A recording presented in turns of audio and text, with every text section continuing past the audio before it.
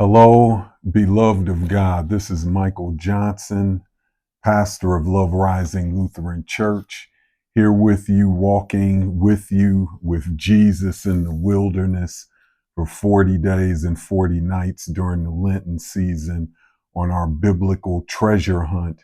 And we are back with you today with another incredible text. Today we want to read from the Gospel according to Mark. Want to read from the 10th chapter of Mark and just reading verses 32 to 34, three verses. That's Mark 10, 32 to 34. And reading again from the New Revised Standard Version of the Holy Writ. It reads, Jesus foretells his death and resurrection. They were on the road going up to Jerusalem, and Jesus was walking ahead of them. They were amazed, and those who followed were afraid. He took the 12 aside again and began to tell them what was to happen to him, saying, "See, we are going up to Jerusalem, and the Son of Man will be handed over to the chief priests and scribes, and they will condemn him to death. Then they will hand him over to the Gentiles. They will mock him and spit upon him and flog him and kill him. And after 3 days, he will rise again." Amen. That incredible text is Jesus broaches a subject that is difficult for us to talk about, and that is the subject of death, and particularly the subject of suffering. This whole notion of being the suffering servant, which Isaiah talks about, that suffering servant in those servant songs of the book of Isaiah. But here again, the church is confused about why Jesus has to suffer, much like we are today.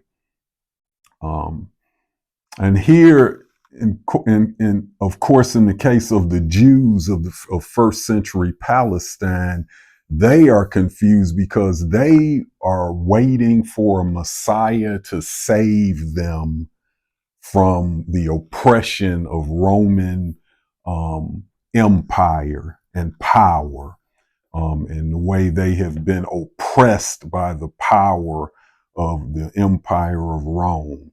And so, which is, a lofty wish.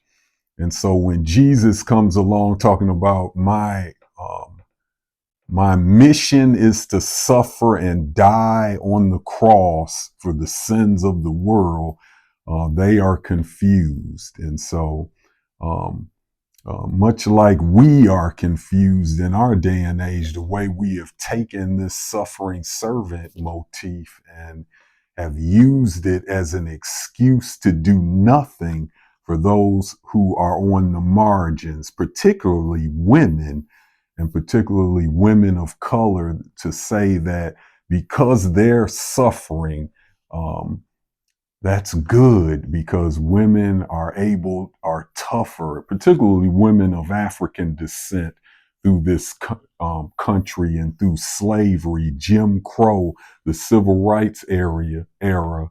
The suffering of Black women has been made to be this thing as a badge of honor. And then we use that suffering servant model as an excuse, we being the church, we being this country and government, to do nothing to help those who are suffering, because we say that's good, they deserve to suffer. And it's usually coming from people in our society who suffer the least, those who are in power, particularly our straight white male siblings. But those who are in power, those who have privilege, men, straight people, those who have money in the bank. And so talk about that, how this suffering servant mode has been abused and misused to render the church and those voices who might be voices of justice um, and action for those who are in pain would turn around and do nothing. Amen.